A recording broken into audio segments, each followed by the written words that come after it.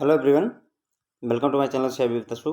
Friends, आज हम bank promotion exam में एक नया टॉपिक देखेंगे जो कि है फ्रेंड्स एईपीएस और बीबीपीएस। तो एईपीएस क्या होता है फ्रेंड्स? आधार इनेबल्ड पेमेंट सिस्टम होता है और बीबीपीएस होता है भारत बिल पेमेंट सिस्टम। तो ये फ्रेंड्स डिजिटल बैंकिंग की दुनिया में ऐसे समझ लीजिए ये नए कॉन्सेप्ट आए हुए हैं, काफ़ी रिसेंट डेवलपमेंट्स हैं। तो इनसे रिलेटेड क्वेश्चन काफ़ी सारे पूछे जाते हैं आपके बैंक प्रमोशन एग्जाम में। तो चलिए फ्रेंड्स शुरू करते हैं और समझते हैं कि एईपीएस और बीबीपीएस की क्या खासियत है और ये क्या होता है। सिस्टम के बारे में बात करेंगे। तो AEPS Aadhaar enabled payment system. AEPS is a bank led model which allows online interoperable financial transaction at POS यानी point of sale, micro ATM भी कह सकते हैं, थ्रू वीसी बिजनेस करस्पॉन्डेंट या bank Mitra of any bank using Aadhaar authentication. ठीक है, तो AEPS होता क्या है? Aadhaar enabled payment system friends वो होता है जिसमें एक आधार डिवाइस होती है, उसमें कस्टमर अपना अंगूठा रखता है, अंगूठा रखने के बाद में वो अपने खाते से पैसा विड्रॉ कर सकता है, स्टेटमेंट निकाल सकता है। तो जो ये अंगूठा लगा करके पैसा निकालते हैं फ्रेंड्स, उसे ही हम आधार इनेबल्ड पेमेंट सिस्टम कहते हैं। अब अगर आपको अंगूठा लगा करके पैसा निकालना है तो आप वो बिजनेस करस्पॉन्डेंट जो बैंकों में बीसी एजेंट होते हैं फाइनेंशियल इंक्लूजन को आगे बढ़ाने के लिए, उनका हेल्प ले सकते हैं, या कहीं कहीं बैंक मित्र भी कहलाते हैं, उनका यूज करते हैं, उनसे भी आप पैसा निकलवा सकते हैं। आधार अथेंटिकेशन डिवाइस होते हैं उनके पास, आधार अथेंटिकेट करते हैं, उसके बाद पैसा आपको विड्रॉ करके दे देते हैं। फाइनेंशियल ट्रांजेक्शन आप कर सकते हैं, पॉस पर भी कर सकते हैं, पॉइंट ऑफ सेल मशीन या माइक्रो एटीएम जो बीसी एजेंट के पास होता है उससे भी आप कर सकते हैं। ठीक है, तो ये इतनी बस मतलब बेसिकली इतनी ही बातें हैं आधार इनेबल्ड पेमेंट सिस्टम के बारे में कि एईपीएस जो होता है वो फाइनेंशियल ट्रांजेक्शन अलाउ करता है पॉस मशीन पर, माइक्रो एटीएम पर। माइक्रो एटीएम या पॉस मशीन किसके पास होती है? बिजनेस करस्पॉन्डेंट के पास होती है, या उन्हें बैंक मित्र भी कहा जाता है, जो कि बैंक से आपके पैसा निकाल सकते हैं आधार अथेंटिकेशन का यूज करते हुए। उसके बाद में this needs a KYC compliant bank account in which Aadhaar has been linked. अब अगर आपको आधार से पैसा निकालना है आपका अपना अंगूठा लगा करके, तो ये बड़ी क्लियर सी बात होती है कि आपका ये जो आधार है वो बैंक के अकाउंट से लिंक होना चाहिए, आपका खाता केवाईसी कंप्लायंट होना चाहिए। तो अगर आपको पैसा निकालना है एईपीएस के थ्रू, आधार इनेबल्ड पेमेंट सिस्टम के थ्रू अगर आपको पैसा निकालना है तो आपका अकाउंट केवाईसी कंप्लायंट होना चाहिए और आपके खाते में आधार नंबर लिंक होना चाहिए, आधार कार्ड लिंक होना चाहिए। It allows online inter operable financial inclusion transaction, है ना, मैंने बताया नहीं आपको, फाइनेंशियल इंक्लूजन को बढ़ावा देते हैं। फाइनेंशियल इंक्लूजन ट्रांजेक्शन जिन्हें आप पॉस पर या माइक्रो एटीएम पर कर सकते हैं। पॉस का मतलब होता है पॉइंट ऑफ सेल होता है, through the business correspondent of any bank using the Aadhaar authentication. तो किसी भी बैंक का आपका बीसी एजेंट बिजनेस करस्पॉन्डेंट है तो आधार अथेंटिकेशन का यूज करके आप जो है फाइनेंशियल इंक्लूजन वाली ट्रांजेक्शन कर सकते हैं, कोई दिक्कत नहीं है। अब आधार इनेबल्ड पेमेंट सिस्टम में कौन कौन सी सर्विसेज ऑफर की जाती हैं? कैश विड्रॉल कर सकते हैं, कैश डिपॉजिट कर सकते हैं, बैलेंस इंक्वायरी कर सकते हैं, आधार टू आधार फंड ट्रांसफर भी कर सकते हैं और मिनी स्टेटमेंट भी निकाला जा सकता है। तो जो बिजनेस करस्पॉन्डेंट है या जो वो बैंक मित्र है उसकी सहायता से आप चाहें तो आधार यानी अपना अंगूठा लगा करके आप कैश विड्रॉ कर लीजिए, अपने खाते में कैश डिपॉजिट कर लीजिए, अपने खाते की बैलेंस इंक्वायरी कर सकते हैं, मिनी स्टेटमेंट पा सकते हैं और साथ ही साथ आधार टू आधार फंड ट्रांसफ़र भी पॉसिबल होता है। इतनी सारी चीज़ें आधार इनेबल्ड एईपीएस में अवेलेबल करवाई जाती हैं। क्लियर हो गया? अब इसमें एक बात जो कन्फ्यूजन आपको बनती है, एलपीजी की जो सब्सिडी होती है फ्रेंड्स वो एईपीएस से नहीं जाती। देखिए यहाँ पर कहीं पर भी इस बात का जिक्र नहीं हो रहा है कि गवर्नमेंट जो है मल्टीपल लोगों को, क्या आप आधार इनेबल्ड पेमेंट सिस्टम के जरिए एक खाता डेबिट करेंगे और मल्टीपल खातों को क्रेडिट कर पाएंगे? नहीं, क्योंकि ये तो बात हो रही है कि आपका खाते में केवाईसी लिंक होना चाहिए, आधार कार्ड लिंक होना चाहिए, केवाईसी कंप्लायंट होना चाहिए, तब आप अपना अंगूठा लगाएंगे पैसा निकालेंगे।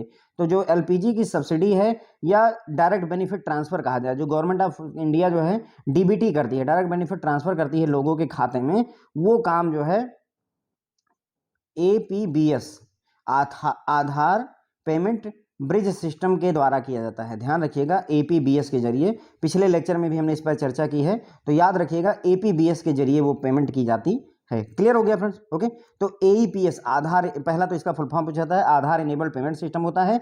इसको आप कहाँ यूज कर सकते हैं? किसी भी बीसी बिजनेस करस्पॉन्डेंट के जरिए, किसी बैंक मित्र के जरिए आप यूज कर सकते हैं। जो बिजनेस करस्पॉन्डेंट या बैंक मित्र होते हैं फ्रेंड्स, उनके पास में एक पॉस मशीन होती है या उसे माइक्रो एटीएम भी कहा जा सकता है। माइक्रो एटीएम होता है जिसमें आप अपना अंगूठा लगाते हैं और आपको वो पैसा दे देता है। अब अगर आपको एईपीएस से पैसा निकालना है तो आपका खाता केवाईसी कंप्लायंट होना चाहिए, साथ ही साथ आपके खाते में आधार लिंक होना चाहिए। अगर आधार लिंक नहीं होगा तो वो पहचानेगा कैसे कि आपके अंगूठे से, आपके आधार से कौन सा अकाउंट लिंक है। ओके, तो ये ऑनलाइन जो फाइनेंशियल इंक्लूजन ट्रांजेक्शन होती है फ्रेंड्स, उसको बढ़ावा देता है। पॉस मशीन या माइक्रो एटीएम के थ्रू किया जा सकता है। किसी भी बिजनेस करस्पॉन्डेंट की सहायता से किसी भी बैंक के पैसे का खाता निकाला जा सकता है आधार ऑथेंटिकेशन करा करके। ठीक है, एईपीएस में जो सर्विसेज ऑफर हैं, कैश विड्रॉ कीजिए, खाते में पैसा जमा कीजिए, खाते से पैसा निकालिए, अपने बैलेंस की इंक्वायरी कीजिए, मिनी स्टेटमेंट निकालिए, और साथ ही साथ आधार टू आधार फंड का ट्रांसफर भी पॉसिबल होता है। तो ये बातें हमने समझ ली फ्रेंड्स, जो है आधार इनेबल्ड पेमेंट सिस्टम के बारे में। अब हम बात करेंगे दूसरा BBPS, Bharat bill payment system के बारे में हम बात करेंगे। तो भारत बिल पेमेंट सिस्टम क्या कॉन्सेप्ट है फ्रेंड्स, ये आरबीआई चाहता है कि हमारे देश में जितने भी तरीके के बिल पे होते हैं फ्रेंड्स, वो सभी के सभी जो है एक ही प्लेटफॉर्म बीबीपीएस पर आ जाएं और सभी उसी प्लेटफॉर्म को यूज करके पेमेंट करें। ठीक है, तो इसीलिए भारत बिल पेमेंट सिस्टम को लाया गया है।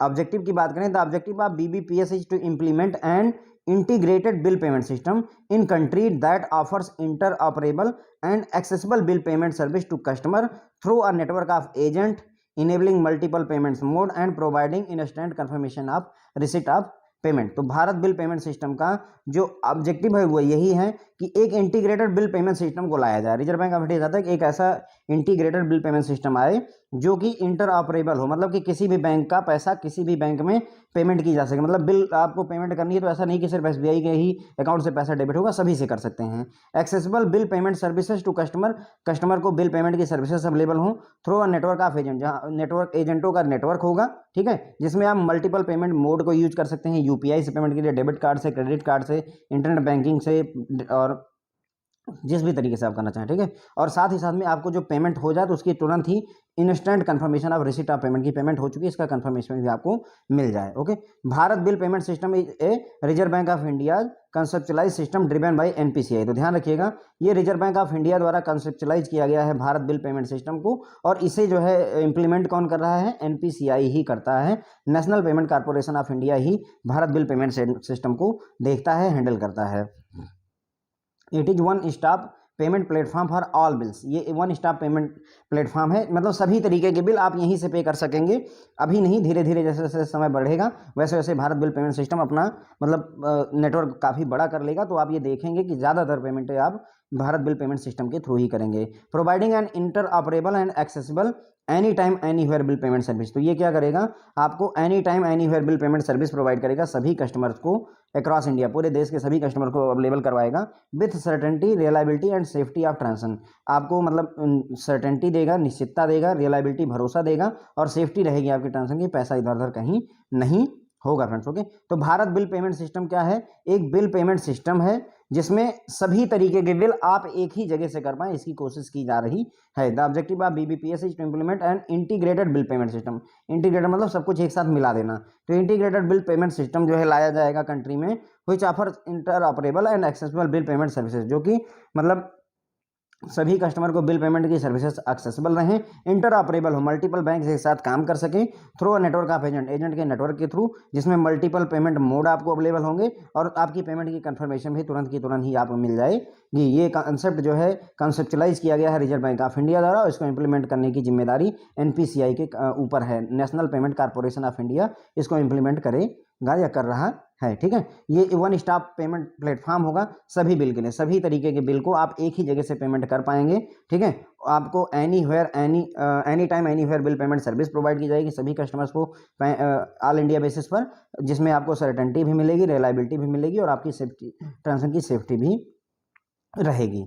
अब इसमें जो डिफरेंट पेमेंट चैनल है friends, okay, different payment channels की हम बात करेंगे। तो भारत बिल पे transaction can be initiated through multiple payment channel. तो भारत बिल पेमेंट जो आप भारत बिल पेमेंट की जो ट्रांजैक्शंस होंगी उसको किसी भी तरीके से आप इनिशिएट कर सकते हैं, चाहे इंटरनेट का यूज करिए या इंटरनेट बैंकिंग का यूज करिए, अपने मोबाइल का यूज करिए या मोबाइल बैंकिंग का यूज कीजिए, है ना। इंटरनेट का मतलब ये हुआ फ्रेंड्स, इंटरनेट बैंकिंग किसी बैंक की स्पेशल सर्विस है, जबकि इंटरनेट आप जो गूगल वगैरह खोलते हैं वो आपका इंटरनेट होता है। उसी तरीके से आप मोबाइल यूज करिए, चाहे mobile banking, POS point of sale से भी, और मोबाइल वॉलेट का यूज करके M POS, mobile point of sale terminal, kiosk, ATM, bank branches, agents, business correspondent. तो मतलब इतने तरीकों से आप जो है भारत बिल पेमेंट ट्रांजेक्शन को इनिशिएट कर सकते हैं। इवन ब्रांचों से भी आप कर सकते हैं, जो एजेंट्स होंगे उनसे, जो बीसी एजेंट्स होते हैं, बिजनेस करस्पॉन्डेंट, बैंक मित्र होते हैं उनसे, एटीएम से कर सकते हैं, M POS mobile point of sale terminal से, मोबाइल वॉलेट से, पॉइंट ऑफ सेल टर्मिनल से, मोबाइल बैंकिंग से, मोबाइल से, इंटरनेट बैंकिंग से, इंटरनेट से, इन सभी तरीकों से आप जो है भारत बिल पेमेंट ट्रांजेक्शन को इनिशिएट कर सकते हैं, कोई दिक्कत नहीं है। अब इसमें हम बात करेंगे फ्रेंड्स, अगला जो इंपॉर्टेंट बनता है की पार्टिसिपेंट कौन कौन है भारत बिल पेमेंट सिस्टम में, कौन कौन है जो मतलब इसमें हैंडलिंग देखते हैं। तो देखिए Bharat bill payment system central unit, सबसे पहला मेन पार्टिसिपेंट तो Bharat bill payment system central unit है, BBPCU, Bharat bill payment central unit. Okay, तो ये NPCI है। ध्यान रखेंगे हम कि अगर आपसे पूछा जाए कि Bharat bill payment central unit कौन है, तो दैट इज NPCI। तो national payment corporation of India NPCI has been authorised by RBI as Bharat bill payment central unit. तो भारत बिल पेमेंट का सेंट्रल यूनिट किसको बनाया गया है, NPCI को, रिजर्व बैंक ऑफ इंडिया द्वारा बनाया गया, अथराइज किया गया है, and is responsible for setting business standards, rules and procedure for technical and business requirement for all participants. और साथ ही साथ में अब चूंकि अगर सेंट्रल यूनिट बनाया गया तो इसकी जिम्मेदारी है कि जो भी बिजनेस स्टैंडर्ड सेट किए जाने हैं, जो रूल्स बनाए जाने हैं, जो प्रोसीजर बनाए जाने हैं, चाहे वो टेक्निकल काम के लिए हो, चाहे बिजनेस रिक्वायरमेंट के लिए बनाए जाने हों, वो सारी जिम्मेदारी जो है सभी पार्टिसिपेंट के लिए rules regulation procedure business standard develop करने का, सेटअप करने का काम NPCI को ही करना पड़ेगा, क्योंकि ये NPCI ही है जो भारत बिल पेमेंट की सेंट्रल यूनिट है। क्लियर हो जाता है फ्रेंड। तो आपसे ये क्वेश्चन पूछा जा सकता है कि भारत बिल पेमेंट की सेंट्रल यूनिट कौन है, तो हम याद रखेंगे NPCI का full form national payment corporation of India, इसे national payment corporation of India, इसे RBI ने अथराइज किया है भारत बिल पेमेंट का सेंट्रल यूनिट बनने के लिए। अब चूंकि सेंट्रल यूनिट है इसलिए इसके ऊपर जिम्मेदारी है कि सभी तरीके के रूल्स रेगुलेशन और स्टैंडर्ड को सेट करने का काम किसके ऊपर है, NPCI को ही करना होगा। ठीक है, उसके बाद में the BBPCU takes clearing and settlement activity related to transaction routed through Bharat bill pay. तो भारत बिल पे के थ्रू जितनी भी ट्रांजेक्शन रूट होंगी उनकी क्लियरिंग और सेटलमेंट की जिम्मेदारी जो है BBPCU भारत बिल पे सेंट्रल यूनिट के ऊपर ही होगी। अब आता है फ्रेंड्स यहाँ पर Bharat bill pay operating unit, वो सेंट्रल यूनिट थी NPCI, अब ऑपरेटिंग यूनिट बहुत सारी हो सकती हैं और उसमें भी Bharat bill payment operating unit is the entity that is authorized by reserve bank of India. तो ये वो एंटिटी होती है जिससे reserve bank of India operate करने के लिए अथराइज करता है। ये बैंक भी हो सकता है और नॉन बैंक भी हो सकता है। क्लियर रखिएगा, जो Bharat bill payment operating unit है that can be a bank और it can be a non bank. Okay, इसे RBI द्वारा अथराइज किया जाता है Bharat bill payment operating unit बनने के लिए। अब जो Bharat bill payment operating unit होती है मे चूज टू इंटीग्रेट, अब वो चाहे तो वो CU integrate either with customer or with biller. तो आप जो ये Bharat bill payment operating unit है वो चाहे तो कस्टमर के साथ जुड़ सकता है या बिलर के साथ जुड़ सकता है जो बिल करता है। ओके, कस्टमर कौन होगा, आप सामान खरीदने गए दुकान पर, 500 रुपए का कोई कपड़ा खरीदा आपने, तो आप हो गए कस्टमर। ठीक है, और जो दुकानदार है उसने आपको बिल करके दिया तो that is a wheeler. Okay, तो वही कह रहा है कि जो ये BBPOU है वो चाहे तो अपने आप को कस्टमर के साथ इंटीग्रेट कर सकता है तो उसे COU बोलेंगे, कस्टमर ऑपरेटिंग यूनिट कहेंगे, और अगर बिलर के साथ इंटीग्रेट होता तो उसे BOU बोलेंगे, बिलर ऑपरेटिंग यूनिट बोलेंगे। Or may wish to participate as both, अगर चाहे तो वो दोनों हो सकता है। अब कई सारे दुकानदार ऐसे होंगे जो सामान कहीं से खरीद के लाते होंगे और फिर बेचते होंगे, तो ऐसे केस में ये खरीद भी रहा है, कस्टमर भी है, और बेच भी रहा है तो शॉपकीपर या बिलर भी है। तो ऐसे में आप BBPOU जो हैं वो चाहे तो इंटीग्रेट कर सकता है कस्टमर के साथ में, और साथ ही साथ में वो बिलर के साथ में भी इंटीग्रेट कर सकता है। क्लियर हो गया फ्रेंड्स। तो Bharat bill payment operating unit जो होती है उसे RBI अथराइज करता है। ये कोई बैंक भी हो सकता है, कोई नॉन बैंक भी हो सकता है। अब जो Bharat bill payment operating unit होती है उसके पास दो चॉइस है, वो चाहे तो कस्टमर यूनिट के साथ इंटीग्रेट कर जाए या बिलर यूनिट के साथ इंटीग्रेट कर जाए, या दोनों के साथ इंटीग्रेट कर सकता है। अगर कस्टमर यूनिट के साथ इंटीग्रेट होगा तो उसे कस्टमर ऑपरेटिंग यूनिट कहेंगे, बिलर एंटिटी के साथ इंटीग्रेट होगा तो उसे बिलर ऑपरेटिंग यूनिट कहेंगे। दोनों के साथ भी इंटीग्रेट हो सकता है, कोई दिक्कत नहीं है। ठीक है, कस्टमर और बिलर दोनों के साथ में भी इंटीग्रेशन पॉसिबल होता है। अब आता है फ्रेंड्स उसके बाद में अगला, इसमें एजेंट इंस्टीट्यूशंस होते हैं, एजेंट्स होते हैं इसमें। Eligible entity who wish to offer or those who are currently in bill payment collection and aggregation business would operate under COU, है ना, BBPOU upon receiving the authorization from RBI. तो Bharat bill payment की operating unit के तहत जो है सीओयू में operate करेंगे कौन से, जो भी एलिजिबल एंटिटी हैं जो चाहती हैं ऑफर करना, हु विश टू ऑफर, या जो करंटली बिल पेमेंट के, बिल के कलेक्शन के, बिल के एग्रीगेशन के बिजनेस में पहले से ही काम कर रहे हैं, वो लोग जो है एजेंट मतलब जो है सीओयू की तरह काम कर सकते हैं या सीओयू के अंडर में काम कर सकते हैं, कस्टमर ऑपरेटिंग यूनिट के अंडर में काम कर सकते हैं after authorisation from RBI. Customer BBPOU यानी कि customer Bharat bill payment operating unit bill onboard agent institution which में further onboard agents are setup customer service point in various regions and location. तो अब ये जो customer Bharat bill payment operating unit होगी उसका काम होगा कि वो एजेंट इंस्टीट्यूशन को ऑनबोर्ड करे, एजेंट इंस्टीट्यूशन को जोड़ें, और ये जो इंस्टीट्यूशन हो गए एजेंट वाले वो फर्दर एजेंट्स को जोड़ेंगे और या फिर जो है सेटअप करेंगे customer service point different location पर, डिफरेंट रीजन में फ्रेंड्स। ओके, तो ये हो गए एजेंट इंस्टीट्यूशन। एजेंट इंस्टीट्यूशन को कौन जोड़ता है, उसको जोड़ता है customer Bharat bill payment operating unit. Okay, तो जो एलिजिबल एंटिटीज हैं जो चाहते हैं बिलिंग करना या एजेंट बनना चाहते हैं, या तो वो बनना चाहते हैं उसके लिए एलिजिबल हैं, या पहले से ही बिल पेमेंट और कलेक्शन और एग्रीगेशन के बिजनेस में पहले से ही काम कर रहे हैं, तो वो ऑपरेट कर सकते हैं किसी भी सीओयू के अंडर में, customer Bharat bill payment operating unit के तहत किसी भी सीओयू के अंडर में आप काम कर सकते हैं।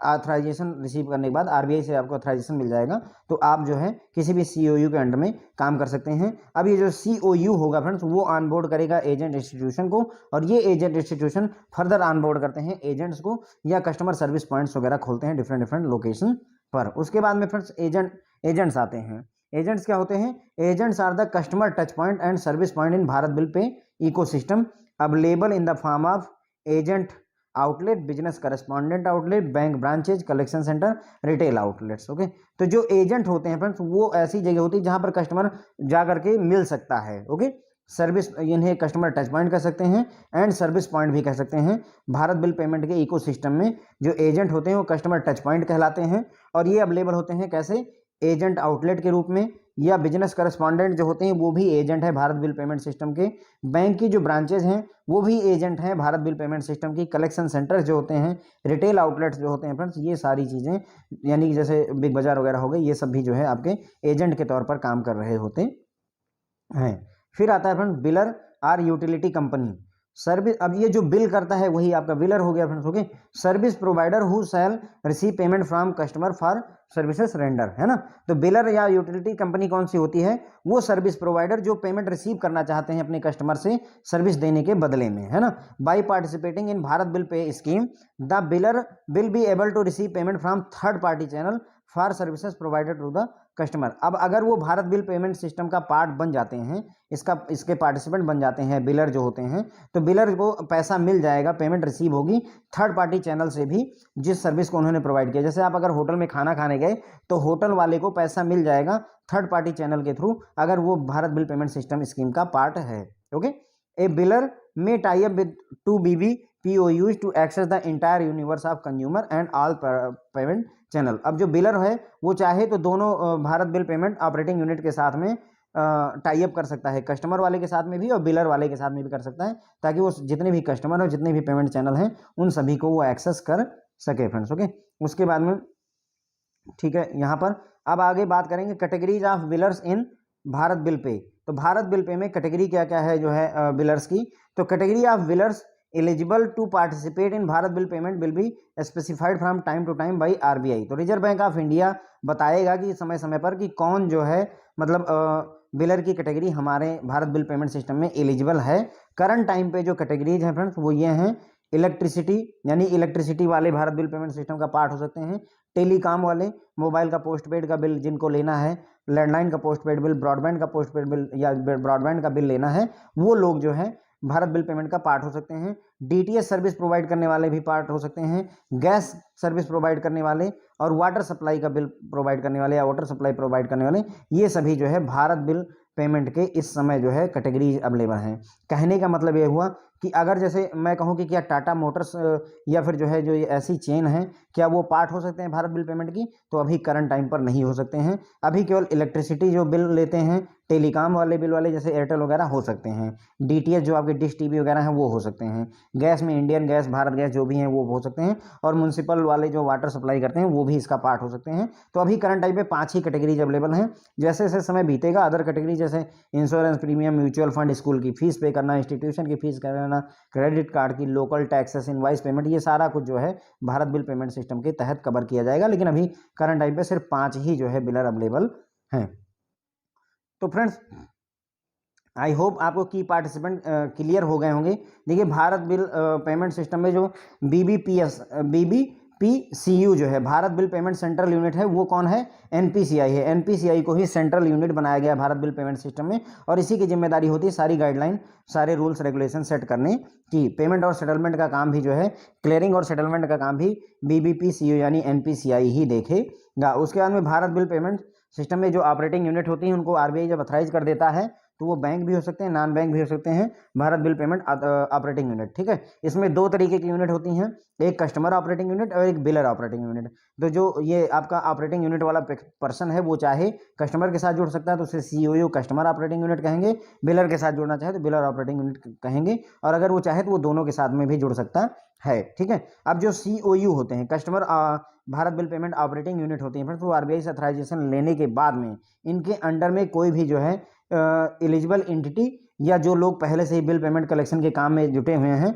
वो चाहे तो एजेंट इंस्टीट्यूशन के तौर पर सीओयू के तहत काम कर सकते हैं, सीओयू के अंडर में काम कर सकते हैं। जो कस्टमर बीबीपीओयू होता है वो क्या करेंगे, ऑन बोर्ड करेंगे एजेंट इंस्टीट्यूशन विच में फर्दर ऑन बोर्ड करेगा एजेंट्स को और सेटअप करेगा कस्टमर सर्विस पॉइंट्स को। ठीक है, तो कस्टमर बीबीपीओयू ऑन बोर्ड करेंगे एजेंट इंस्टीट्यूशन को, जो कि मतलब एजेंट्स को, एजेंट इंस्टीट्यूशन को लेकर के आएंगे, और ये एजेंट इंस्टीट्यूशन जो होंगे वो फर्दर एजेंट्स को जो है लेकर के आते हैं, या फिर सर्विस सेंटर खोलेंगे जो है डिफरेंट लोकेशंस पर। जो एजेंट्स होते हैं फ्रेंड वो एक्चुअल में कस्टमर के टच पॉइंट होते हैं या सर्विस पॉइंट होते हैं भारत बिल पे इकोसिस्टम में। ठीक है, अब ये आपका एजेंट का आउटलेट खुद की दुकान भी हो सकती है, बिजनेस करस्पॉन्डेंट भी एजेंट होते हैं, बैंक की ब्रांचेज भी एजेंट होते हैं, बैंक मित्र भी एजेंट होते हैं, कलेक्शन सेंटर, आपके रिटेल आउटलेट्स, ये सभी एजेंट का काम करते हैं। जो बिलर या यूटिलिटी कंपनी होती है फ्रेंड, वो जिनको आपने सर्विस देने के बाद में पैसे रिसीव करने होते हैं, पेमेंट रिसीव करने होते हैं, उन्हें ही हम बिलर या यूटिलिटी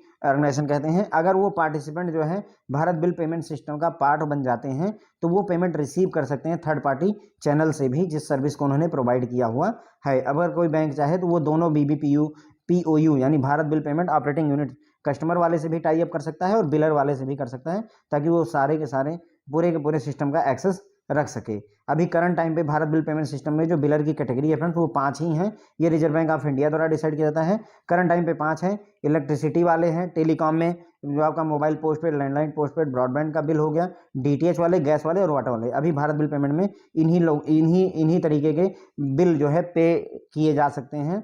लेकिन जैसे जैसे समय बीतेगा आरबीआई जो है फर्दर चीज़ों को अलाउ करेगा। इंश्योरेंस का प्रीमियम भी आप भारत बिल पे से कर सकेंगे, म्यूचुअल फंड का भी पेमेंट, स्कूल में बच्चों की फीस भी भर सकेंगे, इंस्टीट्यूशन की फीस भर सकेंगे, क्रेडिट कार्ड का बिल चुका सकेंगे, लोकल टैक्सेस भर सकेंगे, जो इन्वाइसेस किसी के द्वारा जनरेट की जाएंगी उनकी भी पेमेंट सब कर पाएंगे। जैसे जैसे समय बीतेगा वैसे वैसे reserve bank of India Bharat bill payment system में इन सब चीज़ों को कवर कर देगा फ्रेंड्स। ओके, तो इसी के साथ में फ्रेंड्स जो है ये हमारा चैप्टर 9 कंप्लीट होता है फ्रेंड्स। लगभग सारे टॉपिक मैंने इसमें कवर कर दिए, कोई टॉपिक बचा नहीं है। ठीक है friend, thank you so much.